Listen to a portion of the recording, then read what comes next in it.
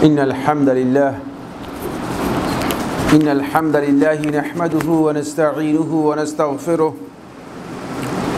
ونؤمن به ونتوكل عليه ونثني عليه الخير كله ونعوذ بالله من شرور أنفسنا ومن سيئات أعمالنا من يهده الله فلا مضل له ومن يضلله فلا هادي له وأشهد أن لا إله إلا الله وحده لا شريك له وأشهد أن محمدًا عبد الله ورسوله الذي أرسله الله بالحق بشيرًا ونذيرًا وداعيًا إلى الله بإذنه وسراجًا منيرًا أما بعد فإن أصدق الحديث كتاب الله وخير الهدي هدي محمد صلى الله عليه وسلم وشر الأمور محدثاتها وكل محدثة بدعة وكل بدعة ضلالة وكل ضلالة في النار أو كما قال عليه الصلاة والسلام عباد الله أوصيكم ونفسي بتقوى الله عز وجل يقول سبحانه وتعالى يا أيها الذين آمنوا اتقوا الله حق تقاته ولا تموتن إلا وأنتم مسلمون فتقوى الله سبحانه وتعالى لها فوائد كثيرة ومن تلك الفوائد أنه يجعل له مخرجا يقول سبحانه ومن يتق الله يجعل له مخرجا ويرزقه من حيث لا يحتسب عباد الله يقول الله سبحانه وتعالى في كلامه المجيد ولن ترضى عنك اليهود ولا النصارى حتى تتبع ملتهم قل إن هدى الله هو الهدى ولئن اتبعت أهواءهم من بعد الذي جاءك من العلم ما لك من الله من ولي ولا نصير يقول سبحانه وتعالى يا أيها الذين آمنوا لا تتخذوا اليهود والنصارى أولياء بعضهم أولياء بعض ومن يتولهم منكم فإنه منهم إن الله لا يهدي القوم الظالمين عن عبد الله بن عمر رضي الله تعالى عنه قال رسول الله صلى الله عليه وسلم من تشبه بقوم فهو منهم أخرجه أبو داود في السنن بإسناد صحيح সম্মানিত হাজিরিন সম্মানিত উপস্থিতি শুরুতেই আমি আমাকে সহ আপনাদেরকে জীবনের প্রত্যেকটি পর্যায়ে প্রত্যেকটি পর্বে আল্লাহ রাব্বুল আলামিনের তাকওয়া অবলম্বন করার জন্য উপদেশ দিচ্ছি। আল্লাহ সুবহানাহু ওয়া তাআলা আমাদের সবাইকে সকল ক্ষেত্রে প্রকাশ্যে ঘরে বাইরে সর্বত্র আল্লাহ রাব্বুল আলামিনের তাকওয়া অর্জন করার জন্য তৌফিক দান করুন। আমিন। অত্যন্ত গুরুত্বপূর্ণ একটি বিষয় নিয়ে আমরা আজকের আলোচনায় আপনাদের সাথে শেয়ার করব। বিষয়টি আমাদের কাছে অনেক বেশি পুরাতন নয়, অনেকটা নতুন বলা যেতে পারে, কিন্তু দুর্ভাগ্যের বিষয় হচ্ছে এই আমরা মুসলিমরা ইসলামের প্রকৃত পরিচয় না জানার কারণে, ইসলাম সম্পর্কে সঠিক ধারণা আমাদের মধ্যে না থাকার কারণে আমরা বিভিন্নভাবে দিশেহারা হয়ে যাচ্ছি, দিকহারা হয়ে যাচ্ছি। আমার গন্তব্য সম্পর্কে আমার না জানার কারণে আমি বিভিন্ন গন্তব্যের দিকে ধাবিত হচ্ছি। ফলে আজকের এই আলোচনার মধ্যে আমরা এই বিষয়টি স্পষ্ট করতে চাই যে আসলে একজন মুসলিম ব্যক্তির জন্য বিভিন্ন পর্যায়ে যখনই নতুন কোনো বিষয় আসবে তখন তিনি কোন কর্মনীতির অনুসরণ করবেন, কোন কর্মপদ্ধতির অনুসরণ করবেন। নববর্ষ পালন, বৈশাখী সংস্কৃতি লালন ও একজন মুসলিম ব্যক্তির করণীয়, এই বিষয়টি নিয়ে আমি আপনাদের সাথে কয়েকটি কথা শেয়ার করব। যদিও বিষয়টি আমাদের কাছে খুবই পরিচিত, তারপরও আমরা চেষ্টা করব যে এখানে কয়েকটি কথা আপনাদের সামনে বলার জন্য। বন্ধুগণ, সম্মানিত হাজিরিন, প্রথমে যে বিষয়টি আমি বলবো সেটি হচ্ছে এই ইসলামের একটি মৌলিক মানহাজ রয়েছে, মৌলিক একটি কর্মনীতি রয়েছে, যে কর্মনীতি রাসূলুল্লাহ সাল্লাল্লাহু আলাইহি ওয়াসাল্লাম আমাদেরকে স্পষ্ট করে জানিয়ে গেছেন, যে কর্মনীতির বিষয়ে আল্লাহ রাব্বুল আলামিন কোরআনে কারীমের মধ্যে সুস্পষ্ট দিক নির্দেশনা দিয়ে গেছেন। এখানে এই কর্মনীতি বা এই কর্মপদ্ধতি যদি কেউ কোনো কারণে হারিয়ে ফেলে তাহলে তিনি মূলত ওই ব্যক্তির মতো হবে যে মিছিল বিশাল মিছিল বেরিয়েছে, বাদাম বিক্রেতা, তারপর চানাচুর বিক্রেতা, পকেট মায়ের একসাথে মিছিলের সাথে একাকার হয়ে গিয়েছে। আমরা মুসলিমরাও বাদাম বিক্রেতার মতো, চনাচুর বিক্রেতার মতো, পকেট মারের মতো ওই গড্ডালিকা প্রবাহে মিছিলের মধ্যে একাকার হয়ে যাব, হারিয়ে যাব, আমাদের অস্তিত্ব হারিয়ে যাবে। ইসলামের মৌলিক মানহাজ হচ্ছে, কর্মনীতি হচ্ছে স্বাতন্ত্র, ডিস্টিংগুইশড আইডেন্টিটি, পরিচিতি। আমাদের একটা স্বাতন্ত্র পরিচিতি রয়েছে, আমার আদর্শ রয়েছে, আমার নীতিনৈতিকতা রয়েছে, আমার শরীয়ত রয়েছে, দিন রয়েছে, যার উপর আমাকে প্রতিষ্ঠিত থাকার জন্য নির্দেশ দেওয়া হয়েছে। আমি উদ্ভাসের মতো নই যে আমি সবার সাথে মিশে যাব, সবার পরিচয়ের সাথে আমার পরিচিতি একাকার হয়ে যাবে, এমনটি নয়। এই মানহাজের ব্যাপারে রাসূলুল্লাহ সাল্লাল্লাহু আলাইহি ওয়াসাল্লাম স্পষ্ট করে জানিয়ে দিয়ে গেছেন। তাই ইহুদি, খ্রিস্টান এবং মুশরিকদের সাথে ইসলামের স্বাতন্ত্র্যকে ঠিক রাখার জন্য, ইসলামের মৌলিক আদর্শকে ঠিক রাখার জন্য আল্লাহ নবী সাল্লাল্লাহু আলাইহি ওয়াসাল্লাম সর্বক্ষেত্রে ইহুদি খ্রিস্টানদের সাথে মুখালাফাতের বিষয়টি উল্লেখ করেছেন। তাদের সাথে বিরুদ্ধাচরণ হবে মুসলিমদের, তাদের সাথে তাদের কাজের সাথে বিপরীত হবে মুসলিমদের। এটি হচ্ছে মুসলিমদের পরিচিতি, এটা মুসলিমদের স্বাতন্ত্র্য পরিচিতি, এটি মুসলিমদের মানহাজ। তারা কি করছে আমরাও সেটা করব। আমরা চিন্তা করব না, বিবেচনা করব না আসলে কি এই কাজটি আমার জন্য বৈধ কিনা, এই কাজটি ইসলাম অনুমোদন দিয়েছে কিনা।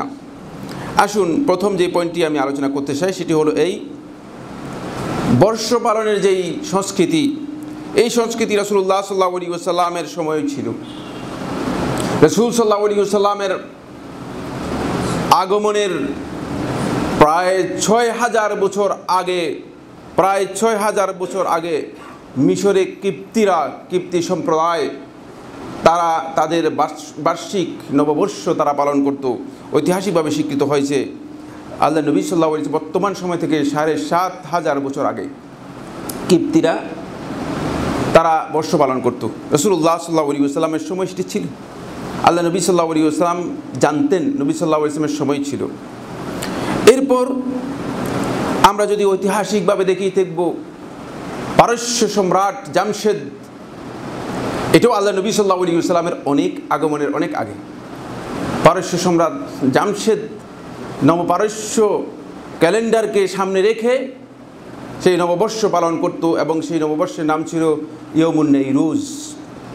আল্লাহ নবী সাল্লাল্লাহু আলাইহি ওয়াসাল্লাম যখন আগমন করেছেন তখনও এই দিন পালন করা হতো, মদিনাতেও এই ধরনের দিন পালন করা হতো, বা এই দিন উপলক্ষে ইহুদি সহ মদিনার যে বসবাসকারী যারা ছিল তারা এই দিনে মানে একটা নববর্ষ বা এই ধরনের একটি আনুষ্ঠানিকতা তারা করতো, বা আনুষ্ঠানিকতার বিষয়টি হাদিস দ্বারা সাব্যস্ত হয়েছে, নবী সাল্লাল্লাহু আলাইহি ওয়াসাল্লামের মানে উপস্থিতিতে সেটি প্রমাণিত হয়েছে। এরপর আমরা জানি যেটি সেটি হচ্ছে এই খ্রিস্টপূর্ব ৪৫ বছর আগে রোমান সম্রাটদের মধ্যে একজন সর্বপ্রথম এই যে ইংরেজি যে বর্ষ রয়েছে সেই বর্ষের মূলত তারা এই বর্ষ পালনের এই রোমানদের মধ্যে মানে ইটালিয়ানদের মধ্যে এই বর্ষ পালনের এই সংস্কৃতি চালু করে থাকে। আমরা ত্রয়োদশ পোপ গ্রেগরি সর্বপ্রথম এই বর্তমান যেই গ্রেগরিয়ান ক্যালেন্ডার রয়েছে সেই ক্যালেন্ডারের আবিষ্কার করে থাকেন। তিনি হচ্ছেন ত্রয়োদশ পোপ, তার নাম হচ্ছে গ্রেগরি। তিনি প্রথম এই ক্যালেন্ডারটা আবিষ্কার করে থাকেন এবং এটি ঈসা আলাইহিস সালাতু ওয়াস সালাম অথবা তাদের ভাষায় যিশু এটা আবিষ্কার করেন নাই, এটা অনেক পরে আবিষ্কৃত হয়েছে এবং তিনি সর্বপ্রথম 1502 থেকে মানে 1585 মানে খ্রিস্টাব্দে তার কর্তৃক এটা প্রবর্তন হয় এবং এই ক্যালেন্ডার মূলত বর্তমানে মানে ইংরেজি যে ক্যালেন্ডার রয়েছে, খ্রিস্টাব্দের যে ক্যালেন্ডার রয়েছে, এটাকে সর্বপ্রথম ঈসা আলাইহিস সালাতু ওয়াস সালামের জন্ম তারিখ থেকে তারা এই ক্যালেন্ডারটা শুরু করেন। জন্মকে সামনে রেখে, ঈসার জন্মকে সামনে রেখে এই ক্যালেন্ডার শুরু করে থাকেন এবং এই ক্যালেন্ডারকেও সামনে রেখেও নববর্ষ পালন করা হয় থাকে। মানে ঈসা আলাইহিস সালাতু ওয়াস সালামের জন্ম থেকে এই নববর্ষটাকে তারা আবিষ্কার করেছেন। এটাও আমরা দেখতে পাই যে পরবর্তী সময় আবিষ্কৃত হয়েছে বাংলা নববর্ষ যেটি, সেটা আরও পরে আবিষ্কৃত হয়েছে, একটু পরে আসছি। আল্লাহ নবী সাল্লাল্লাহু আলাইহি ওয়াসাল্লামের যখন ইন্তেকাল হয়ে গেল, ওমর ইবনুল খাত্তাব রাদিয়াল্লাহু তাআলা আনহু যখন ক্ষমতায় আসলেন, ওমর রাদিয়াল্লাহু তাআলা আনহু সাহাবায়ে কেরামদের মধ্যে উপস্থিত যারা ছিলেন সবাইকে বললেন যে আমাদের জন্য একটা ক্যালেন্ডার আমাদের তৈরি করা দরকার, আমাদের একটা ক্যালেন্ডার তৈরি করা দরকার, যে ক্যালেন্ডারের উপর মূলত নির্ভর করে আমরা আমাদের হিসাবগুলো, যেহেতু পারস্য যারা রয়েছে তারাও ক্যালেন্ডার অনুসরণ করে থাকে, কিপ্তি মিশরি যারা রয়েছে তারাও ক্যালেন্ডার অনুসরণ করে থাকে, তখনকার সময় রোমানরা একটা ক্যালেন্ডার অনুসরণ করে থাকে, যেটি আমরা পরবর্তী সময় বললাম আবিষ্কৃত হয়েছে। তাহলে আমাদের জন্য একটা ক্যালেন্ডারের প্রয়োজন রয়েছে, আমরা একটা ক্যালেন্ডার তৈরি করব। ওমরুল খাত্তাব রাদিয়াল্লাহু তাআলা এই প্রস্তাবে উপস্থিত সাহাবায়ে কেরাম সহ যারা ছিলেন তারা রাজি হলেন, বললেন যে হ্যাঁ, একটি ক্যালেন্ডার হতে পারে। তখন তারা বললেন যে এই ক্যালেন্ডার যে আমরা তৈরি করব, আল্লাহ নবী সাল্লাল্লাহু আলাইহি ওয়াসাল্লামের জন্ম থেকে তৈরি করব, না নবী সাল্লাল্লাহু আলাইহি ওয়াসাল্লামের বিআসাত থেকে, নবী সাল্লাল্লাহু আলাইহি ওয়াসাল্লামকে আল্লাহ রাব্বুল আলামিন যে নবুয়ত দিয়েছেন সেখান থেকে শুরু করব, না নবী সাল্লাল্লাহু আলাইহি ওয়াসাল্লামের মৃত্যু থেকে শুরু করব, না নবী সাল্লাল্লাহু আলাইহি ওয়াসাল্লামের হিজরত থেকে শুরু করব। বিভিন্ন জন বিভিন্ন বক্তব্য দিলেন।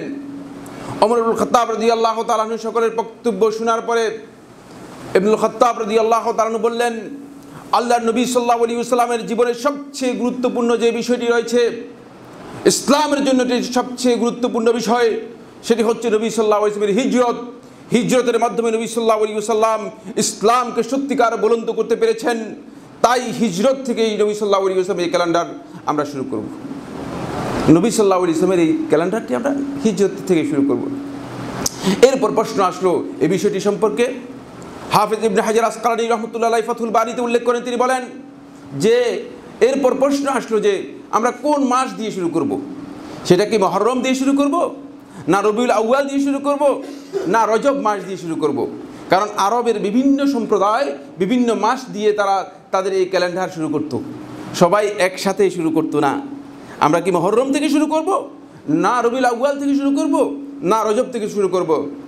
ওমর ইবনুল খাত্তাব রাদিয়াল্লাহু তাআলা বললেন, মুহররম যেহেতু আল্লাহ রাব্বুল আলামিন একটি হারাম মাস, পবিত্র মাস হিসেবে ঘোষিত হয়েছে, সুতরাং মুহররম দিয়ে শুরু করা হোক, পবিত্র মাস দিয়ে শুরু করা হোক। তখন তিনি প্রস্তাব দিলেন যে মুহররম দিয়ে কী করা হবে, শুরু করা হবে। এরপরে মুহররম থেকে এই হিসাব চালু করা হলো, শুরু করা হলো।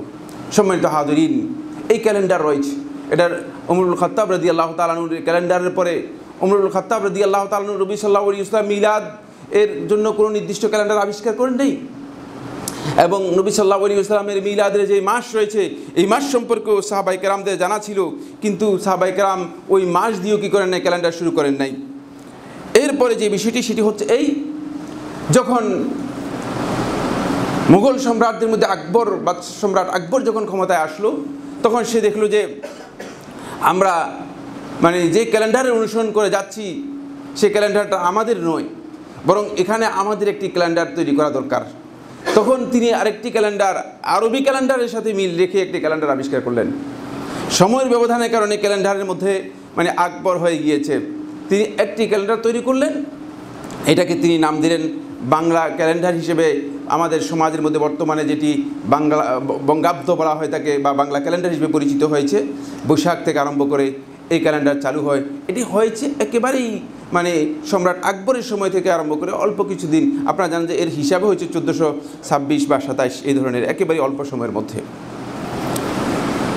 এই ক্যালেন্ডারকে সামনে রেখে এখন যে বিষয়টি আমাদেরকে সবচেয়ে বেশি বিচ্যুত করছে সেটি হচ্ছে এই যে আমরা, শয়তান আমাদের দুশ্মন, শয়তান আমাদের প্রকাশ্য শত্রু, শয়তান এটাকে অন্যদিকে নিয়ে গিয়েছে। পরে দেখা গিয়েছে যে বৈশাখকে কেন্দ্র করে, বৈশাখ বরণকে কেন্দ্র করে আমাদের সমাজের মধ্যে বিভিন্ন ধরনের সংস্কৃতি, বিভিন্ন ধরনের আদর্শ মুসলিমদের মধ্যে ব্যাপকভাবে, যাতে করে মুসলিম ইসলাম থেকে বিচ্যুত হয়ে, দিন থেকে বিচ্যুত হয়ে এগুলোর সাথে জড়িয়ে পড়ে। এই জন্য শয়তান একটা কৌশল আবিষ্কার করেছে। আমার বন্ধুগণ, শয়তান যদি আপনাকে আমাকে বলতো চলো আমরা মন্দিরে যাই অথবা মণ্ডপে যাই, আমরা মঙ্গল শুভযাত্রা করি, আপনারা কেউ করতেন না। আপনি বলতেছেন আমি মন্দিরে গিয়ে পূজা করব না, আমি কোনো পর্বণে অংশগ্রহণ করব না, এটা আপনি স্পষ্ট বলবেন। শয়তান যদি আপনাকে বলতো যে মন্দিরে মণ্ডপে গিয়ে তুমি মোমবাতি জ্বালাও, আপনি সেটা করবেন না। অথবা গির্জায় গিয়ে তুমি মোমবাতি জ্বালাও, তাহলে আপনি কোনোদিন করবেন না। আপনি বলবেন যে না, আমি গির্জায় যাব না। কারণ আপনার ওই সামান্য ইসলামের যে ধারণা রয়েছে, মুসলিম হিসেবে আপনার অন্তরের মধ্যে ইসলামের যে ঐতিহ্যটুকু রয়েছে, এই কারণে আপনি এই কাজটি করতে পারবেন না।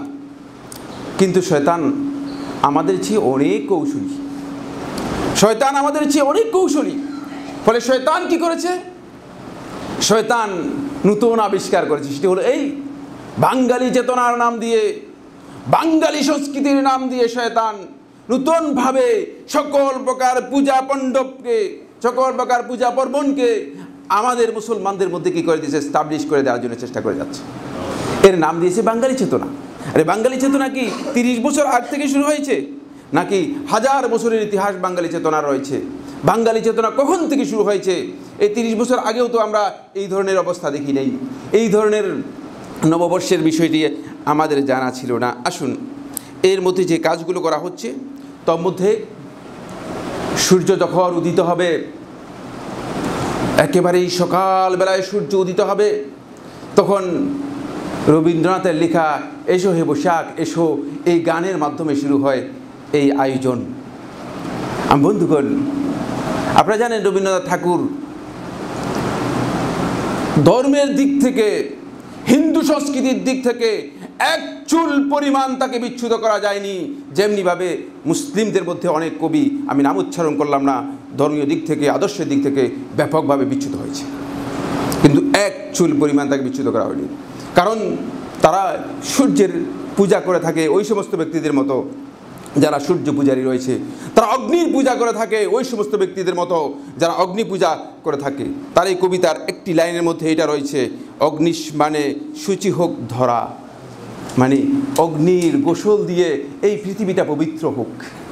আর এই গান মুসলিমরা গাইবে। আপনাকে আমাকে সেখানে নিয়ে যাওয়া হচ্ছে এই জন্য, যাতে করে আমরা সত্যিকারভাবে বিচ্যুত হয়ে যাই, সত্যিকারভাবে আমাদের যে আদর্শ রয়েছে, আমাদের যে ডিস্টিংগুইশড পরিচিতি রয়েছে, সেটা আমরা হারিয়ে ফেলি। ওই বাদাম বিক্রেতার মতো, ওই পকেট মারের মতো আমরাও মানে এভাবে নিজেদেরকে পকেট মার আমাদের পরিচয় হয়ে যায়।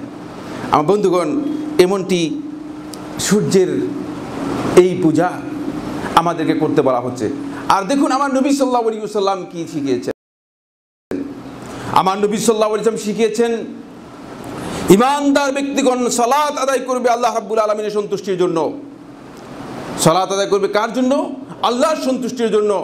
যখন সূর্য উদিত হবে, সূর্য অস্ত যাবে, আমার নবী সাল্লাল্লাহু আলাইহি ওয়াসাল্লাম বলতেছে তখন কোনো সালাত আদায় করবেন না। আল্লাহর সন্তুষ্টির জন্য সালাত আদায় করা জায়েজ নেই। কেন? কারণ হচ্ছে নবী সাল্লাল্লাহু আলাইহি ওয়াসাল্লাম বলতেছে এই সময় কাফেররা তাদের ইবাদত করে থাকে। সুতরাং কাফেরদের ইবাদতের সাথে যাতে করে আল্লাহর বান্দা ইমানদার ব্যক্তিগণ তাদের ইবাদতের কোনো সম্পর্ক না থাকে, এজন্য নবী সাল্লাল্লাহু আলাইহি ওয়াসাল্লাম হারাম করে দিয়েছেন আল্লাহ রাব্বুল আলামিনের সালাত আদায় করা সূর্য উদয় হওয়ার সময়, সূর্য অস্ত যাওয়ার সময়। আর সেখানে আমরা গিয়ে এই ধরনের মানে বৈশাখী বরণ, বৈশাখ বরণ এর কাজ, এসো হে বৈশাখ, আপনি ডাকেন বা না ডাকেন, বৈশাখ আসবেই। আপনার এই দোয়ার মধ্যে কোনো ধরনের ফজিলত নেই। আর এই দোয়া যদি আপনার মানে ইসলাম থেকে আসতো, আপনার দিন থেকে আসতো, তাহলে আপনি মনে করতে পারতেন যে এটা গ্রহণযোগ্য। এরপরে আমি বলতে চাই, এটা কি রবীন্দ্রনাথের এই কবিতা, এটা কি বাঙালি সভ্যতার বিষয়? প্রশ্নই আসে না, যেহেতু কবিতার মধ্যে রবীন্দ্রনাথ স্পষ্ট করেছেন এটি হচ্ছে তাদের ধর্মীয় একটি চেতনা। সেই ধর্মীয় চেতনা থেকে তারা মূলত এই কাজটুকু করেছেন বা এই বক্তব্যটুকু দিয়েছেন। কিন্তু আজকে দুঃখের বিষয়, মুসলিম সন্তানরাই এই কাজগুলো করে যাচ্ছে। মুসলিম সন্তানরাই মূলত এই ধরনের কাজে সবচেয়ে বেশি সহযোগিতা করতেছে। আমি সতর্ক করতে চাই ইমানদার ব্যক্তিদেরকে, নিজেদের ইমানের বিষয়ে সতর্ক হন, যাতে করে আপনি কোনোভাবেই ইমান হারা হয়ে, ইমান থেকে দূরে সরে গিয়ে আপনার কোনো আমলের কারণে আপনি বিচ্যুত না হন, বিভ্রান্ত না হন। এরপরে 2 নম্বর যে বিষয়টি, সেটি হচ্ছে মঙ্গল শোভাযাত্রা। এই আকিদা কাদের? আমরা মুসলমানদের এই আকিদা কে বলেছে? কোত্থেকে এসেছে? মঙ্গল শোভাযাত্রার মূল কথা হচ্ছে হিন্দু ধর্মের মধ্যে তারা লক্ষ্মী দেবীকে মনে করে থাকেন, তিনি হচ্ছেন সকল প্রকার মঙ্গলের প্রতীক। এই লক্ষ্মী দেবী এর বাহন হচ্ছে পেঁচা। এই মঙ্গল শোভাযাত্রা শুরু হয় পেঁচার আকার দিয়ে, বিভিন্ন ধরনের রকমারি আপনি দেখতে পাবেন মুখোশ এর মাধ্যমে।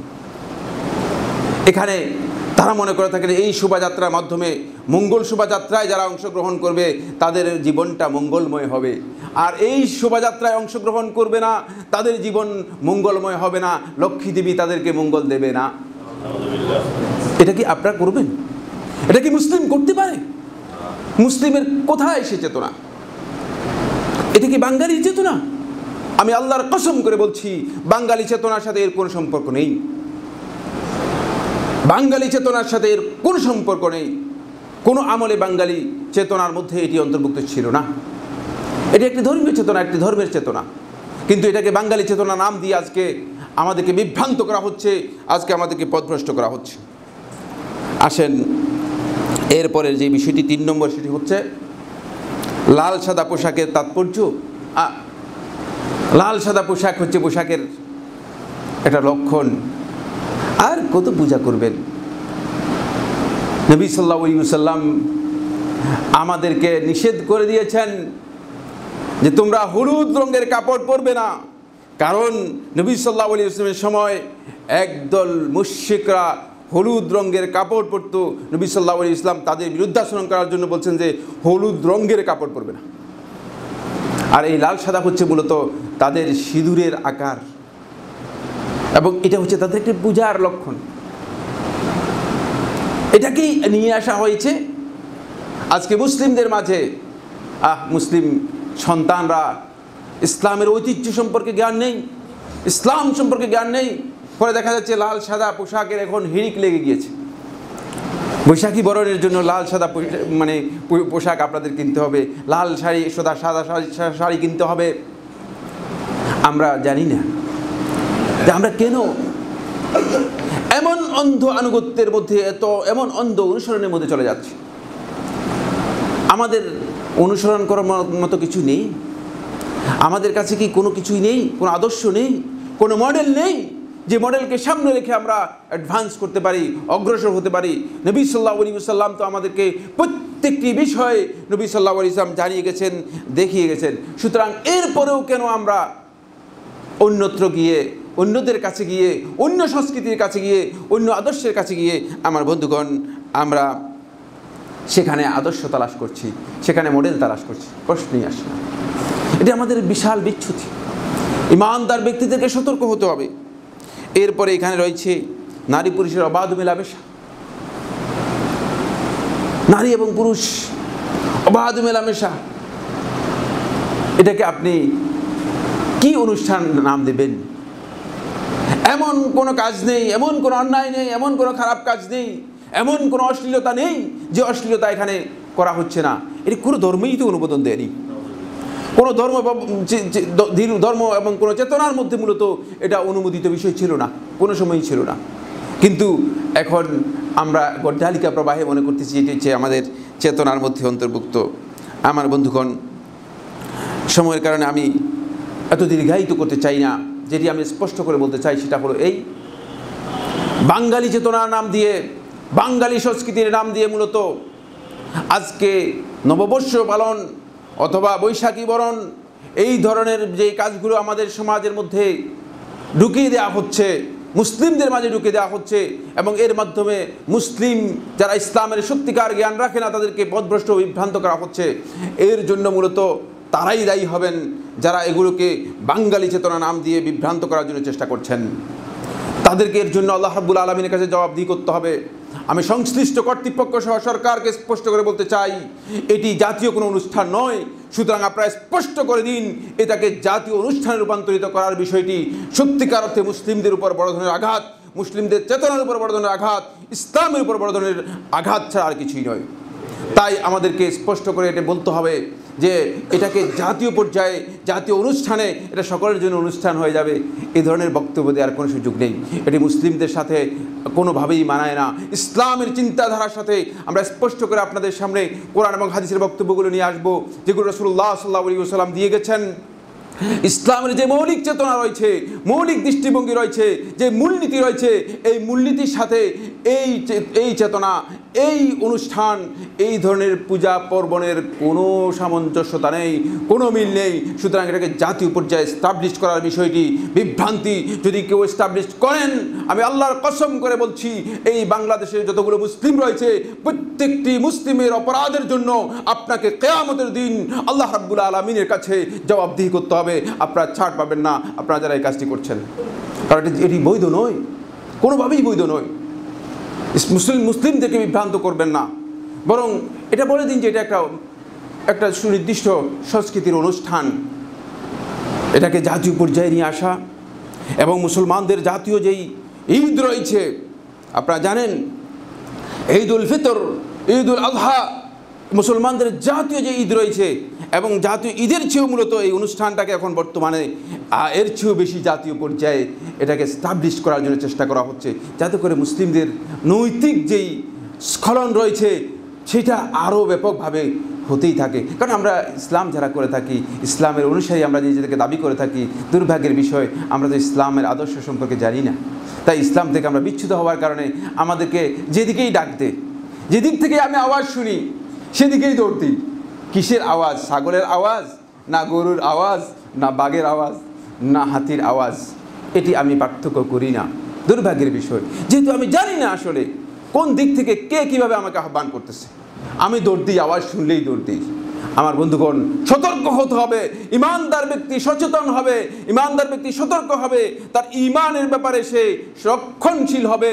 অবশ্যই ইমান ঠিক রেখেই তো তারপরে আপনি আপনার আমলগুলো করবেন, আপনি আপনার কাজগুলো করবেন। ইমানকে নষ্ট করে আপনি কি কাজ করতে চাচ্ছেন, সেই কাজগুলো মোটেও গ্রহণযোগ্য হবে না। ফলে আমার আল্লাহ রাব্বুল আলামিন কোরআনে কারীমের সূরাতুল বাকারা 120 নম্বর আয়াতের মধ্যে বলেন, আমরা হয়তো মনে করেছি যে আমরা একটু যদি আমাদের কিছু ছাড় দিই, ইসলাম থেকে ছাড় দিই, কিছু কিছু ছাড় দিয়ে হয়তো ইহুদি খ্রিস্টান এবং মুশরিকদেরকে সন্তুষ্ট করতে পারবো, তারা আমাদের প্রতি অসন্তুষ্ট থাকবে না, তারা খুশি হয়ে যাবে আমাদের প্রতি। আমার আল্লাহ রাব্বুল আলামিন সূরাতুল বাকারা 120 নম্বর আয়াতের মধ্যে স্পষ্ট করে আমাদেরকে বলে দিচ্ছেন, বন্ধুগণ জানিয়ে দিচ্ছেন, ওয়ালান তারদা আনকাল ইয়াহুদু ওয়ালান নাসারা হাত্তা তাত্তাবিআ মিল্লাতাহুম। কখনো ইহুদি এবং খ্রিস্টানরা তোমাদের উপর সন্তুষ্ট হবে না, ততক্ষণ পর্যন্ত সন্তুষ্ট হবে না যতক্ষণ পর্যন্ত তোমরা তাদের দ্বীনের মধ্যে প্রবেশ না করবে। তোমরা যেভাবেই খুশি করতে চেষ্টা করো না কেন, মঙ্গল শোভাযাত্রায় অংশগ্রহণ করো, বর্ষবরণে অংশগ্রহণ করো, সব কিছুতে অংশগ্রহণ করার পরেও ততক্ষণ পর্যন্ত তোমাদের উপর খুশি হবে না যতক্ষণ পর্যন্ত তাদের দ্বীন তোমরা গ্রহণ না করবে, তাদের সাথে মিশে না যাবে। নিজেদের অস্তিত্ব হারিয়ে, নিজেদের ঈমান এবং ইসলাম হারিয়ে তাদের সাথে যতক্ষণ পর্যন্ত মিশে না যাবে ততক্ষণ পর্যন্ত তারা তোমাদের উপর কোনোভাবেই সন্তুষ্ট হবে না। এরপর আল্লাহ সুবহানাহু ওয়া তাআলা বলছেন, কুল ইন্না হুদাল্লাহ হুয়াল হুদা। আপনি বলে দিন হে নবী, আপনি জানিয়ে দেন মুসলমানদেরকে, ঈমানদার ব্যক্তিদেরকে, ইন্না হুদাল্লাহ হুয়াল হুদা। হেদায়েত আল্লাহ রাব্বুল আলামিন যেটি দিয়েছেন সেটাই একমাত্র হেদায়েত, সেটাই একমাত্র পথ, সেটাই একমাত্র নির্দেশনা। এর উপর যদি প্রতিষ্ঠিত থাকতে পারো তাহলে ঈমানের উপর প্রতিষ্ঠিত থাকবে, ইসলামের উপর প্রতিষ্ঠিত থাকবে, অন্যথায় ঈমান এবং ইসলামের উপর প্রতিষ্ঠিত থাকতে পারবে না। সাল্লাল্লাহু আলাইহি ওয়াসাল্লামকে লক্ষ্য করে কিয়ামত পর্যন্ত আগত উম্মতদেরকে আল্লাহ রাব্বুল আলামিন বলতেছেন, ওয়ালাইন ইত্তাবা'তা আহওয়াআহুম বা'দাল্লাযী জাআকা মিনাল ইলম। আপনার কাছে ওহী আসার পর, ইলম আসার পর, জ্ঞান আসার পর, আলো আসার পর আপনি যদি তাদের প্রবৃত্তির এই সমস্ত কাজগুলিকে অনুসরণ করেন, তারা যেগুলো আবিষ্কার করেছে, নিজেরা অনেক ডেকোরেশন করেছে, এগুলো যদি আপনি অনুসরণ করেন তাহলে আপনার অবস্থা হবে মা লাকা মিনাল্লাহি মিন ওয়ালিয়্যিন ওয়ালা নাসীর। আল্লাহ রাব্বুল আলামিনের আযাব থেকে রক্ষা করার জন্য আপনার কোনো অভিভাবক থাকবে না, কোনো সাহায্যকারী থাকবে না, আপনি আল্লাহর আযাবের সম্মুখীন হয়ে যাবেন। বন্ধুগণ, আজকে মুসলিমরা আল্লাহর আযাবের মুখোমুখি। একটু ভালো করে চিন্তা করুন ইরাকের মুসলিমদের অবস্থা কি, একটু ভালো করে চিন্তা করুন লিবিয়ার মুসলমানদের অবস্থা কি, একটি ভালো করে চিন্তা করুন সিরিয়ার মুসলমানদের অবস্থা কি। এত দূরে গেলাম না, একবারে কাছে এসে মিয়ানমারের মুসলিমদের অবস্থা কি, সিগাল কুকুরের চেয়েও নিকৃষ্ট জীবন যাপন করতেছে। আল্লাহ রাব্বুল আলামিন জানেন তাদের অবস্থা যে কত মানবেতর, কত কষ্টকর। এর কারণ হচ্ছে একটাই, যেহেতু আমরা আল্লাহ রাব্বুল আলামিনের হেদায়েতকে বাদ দিয়ে, আল্লাহ রাব্বুল আলামিনের দিক নির্দেশনাকে বাদ দিয়ে নিজেদের প্রবৃত্তি তাড়িত, মানুষের প্রবৃত্তি তাড়িত যে দিক নির্দেশনাগুলো রয়েছে, যে পথগুলো রয়েছে, সেগুলোকে আমরা কি করেছি? পথ হিসেবে গ্রহণ করেছি। সেগুলো আমাদের কাছে সবচেয়ে বেশি গ্রহণযোগ্য হয়েছে। ফলে আল্লাহ রাব্বুল আলামিন আমাদেরকে সেদিকে নিয়ে গিয়েছেন। আসুন এবার আমি নবী সাল্লাল্লাহু আলাইহি ওয়াসাল্লামের কয়েকটি হাদিস আপনাদেরকে শুনাই। নবী সাল্লাল্লাহু আলাইহি ওয়াসাল্লাম যখন মদিনায় আসলেন, মদিনায় আসার পরে নবী সাল্লাল্লাহু আলাইহি ওয়াসাল্লাম মুখোমুখি হলেন ইহুদি 3 গোত্রের। মদিনায় 3টি ইহুদিদের গোত্র অবস্থান করত। নবী সাল্লাল্লাহু আলাইহি ওয়াসাল্লাম এই ইহুদি 3 গোত্রের মুখোমুখি হওয়ার পর তাদের আচার আচরণ, তাদের কৃষ্টি কালচার, তাদের চলাফেরা, এই বিষয়গুলো নবী সাল্লাল্লাহু আলাইহি ওয়াসাল্লামের কাছে স্পষ্ট হলো। নবী সাল্লাল্লাহু আলাইহি ওয়াসাল্লাম আশ্চর্যান্বিত হলেন, দেখলেন যে ইহুদিরা যখন তাদের নারীগণ যখন মিন্স হয়, পিরিয়ড হয়, তখন তাদেরকে ঘর থেকে বের করে দেয়, তাদের সাথে খাওয়া দাওয়া করে না, তাদের সাথে উঠা বসা করে না, তাদের থেকে দূরে সরে যায়, তাদেরকে দূরে সরিয়ে দেয়।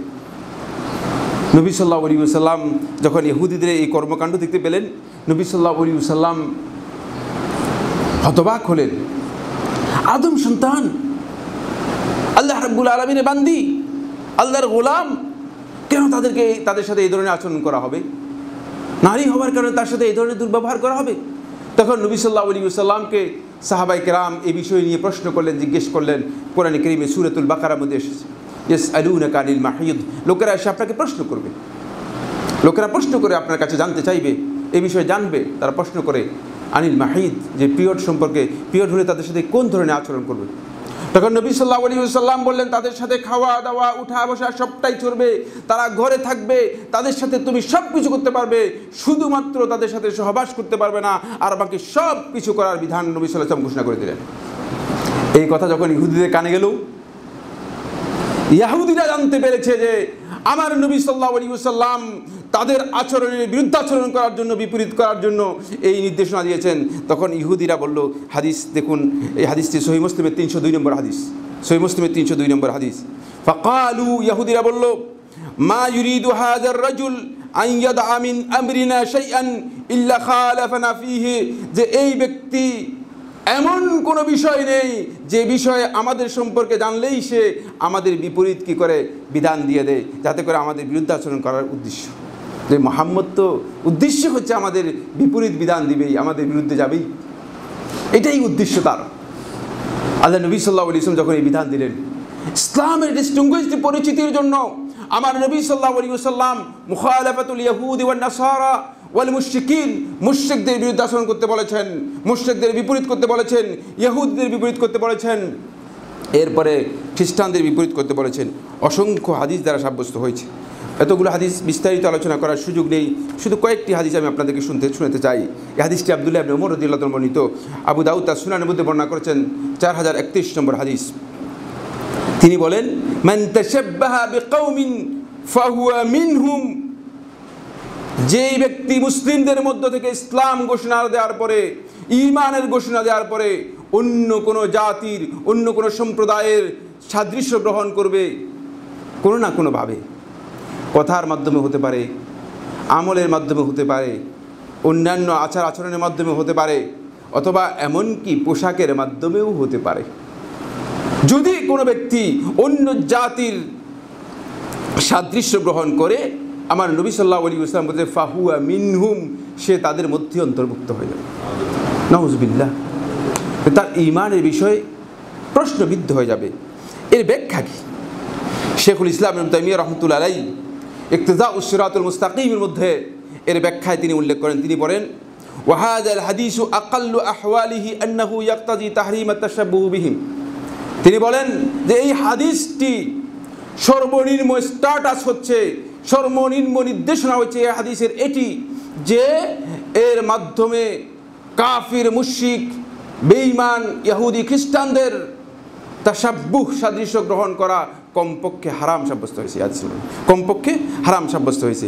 ওয়া ইন কানা যাহিরুহু ইয়াক্তাজি কুফরাল মুতাশাব্বিহ বিহিম, যদিও হাদিসের জাহির বক্তব্য হচ্ছে এই কাজটি কুফরি। যখনই কোনো তাশাব্বুহ, যখনই কোনো ইমানদার ব্যক্তি কাফিরদের সাথে তাশাব্বুহ নেবে, সাদৃশ্য গ্রহণ করবে, তাহলে কিন্তু জাহির হাদিসের বোঝা যাচ্ছে, হাদিসের বাহ্যিক যে নির্দেশনা সেটা বোঝা যাচ্ছে এই কাজটি কুফরি হবে। কিন্তু সর্বনিম্ন অবস্থান হচ্ছে এটাই কি হবে, এটি হারাম হবে।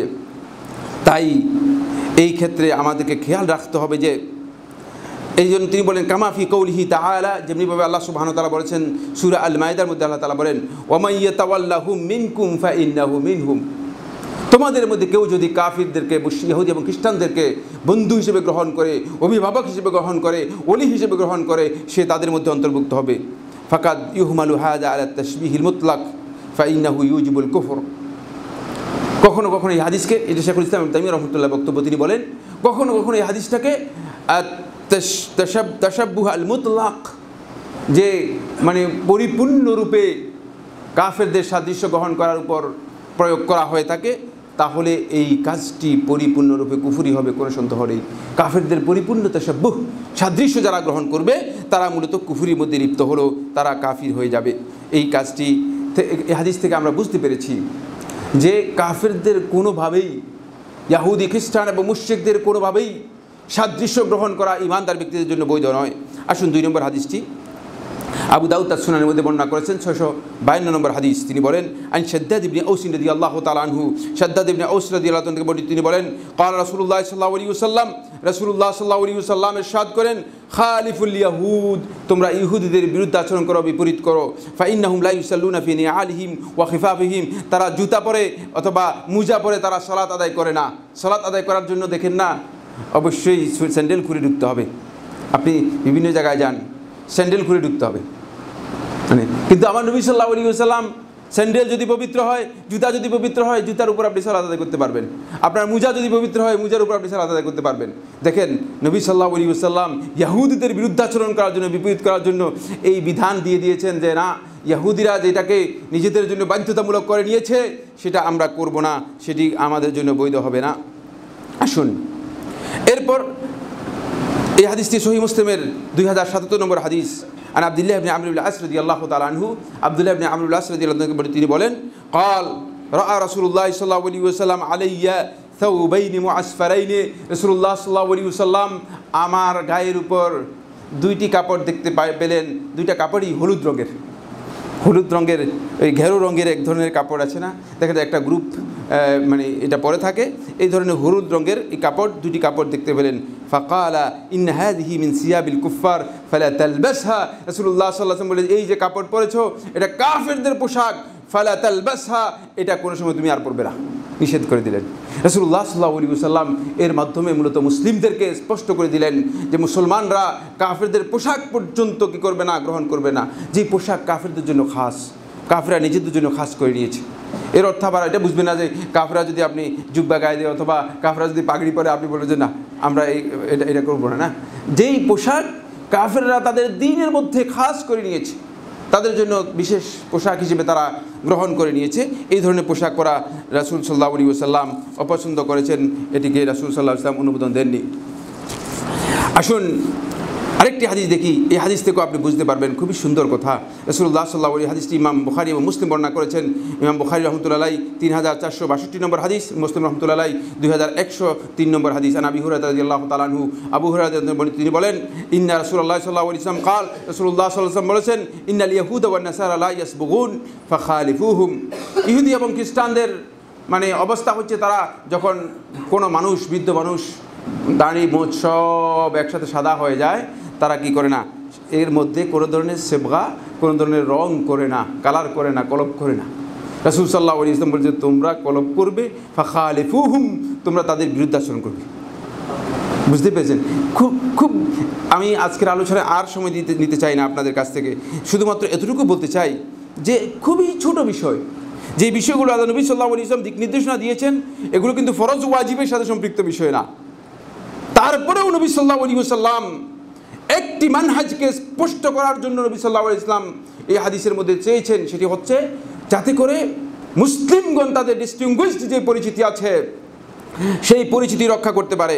এই হাদিসটি আবু উমাইর ইবনে আনাস বর্ণনা করেন, তিনি তার আনসারদের মধ্যে তার এক চাচা থেকে বর্ণনা করতেছেন। তিনি বলেন নবী সাল্লাল্লাহু আলাইহি ওয়াসাল্লাম যখন মদিনায় আসলেন তখন নবী সাল্লাল্লাহু আলাইহি ওয়াসাল্লাম কিভাবে সলাতের জন্য লোকদেরকে একত্রিত করবেন, কিভাবে সলাতের জন্য লোকদেরকে একত্রিত করবেন, এই নিয়ে নবী সাল্লাল্লাহু আলাইহি ওয়াসাল্লাম সাহাবায়ে কেরামদের কাছে পরামর্শ করলেন। একজন বলে যে হে আল্লাহ রাসূল সাল্লাল্লাহু আলাইহি ওয়াসাল্লাম, সলাতের যখন সময় হবে তখন বড় ধরনের একটা পতাকা আপনি উড়িয়ে দিবেন।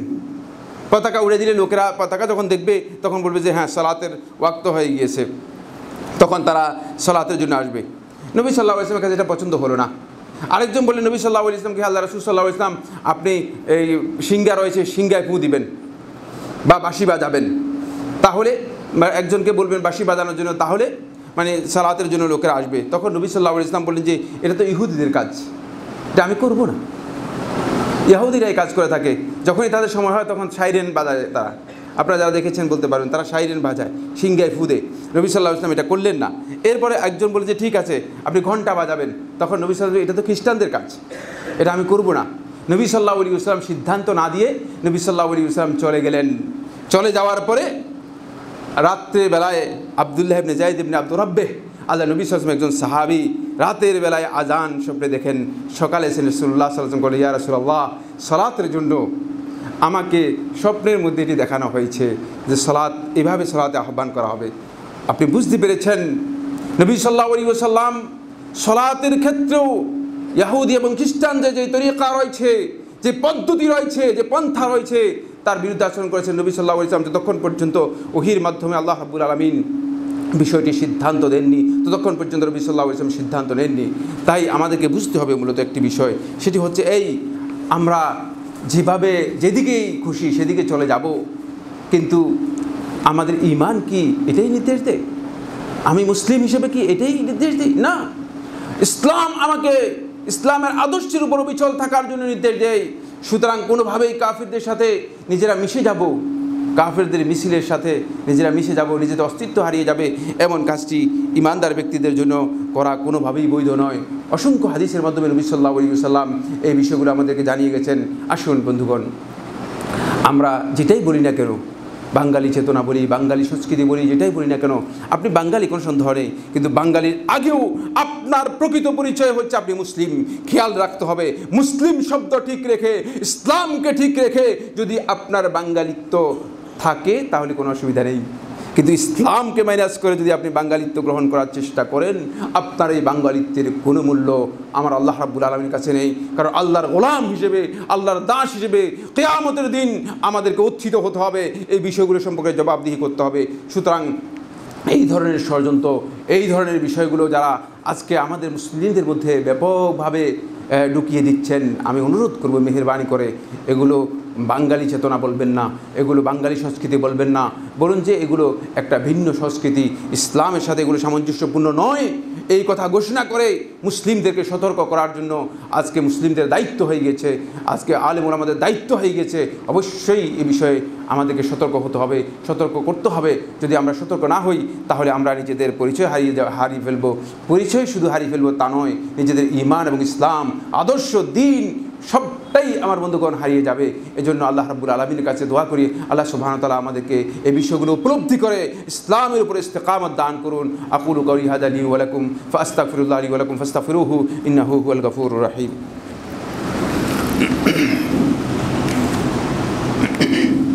আলহামদুলিল্লাহ আলা ইহসানিহি والشكر له على توفيقه وامتنانه وأشهد أن لا إله إلا الله وحده لا شريك له تعظيما لشانه وأشهد أن محمدا عبد الله ورسوله الداعي إلى رضوانه وعلى آله وأصحابه إخوانه.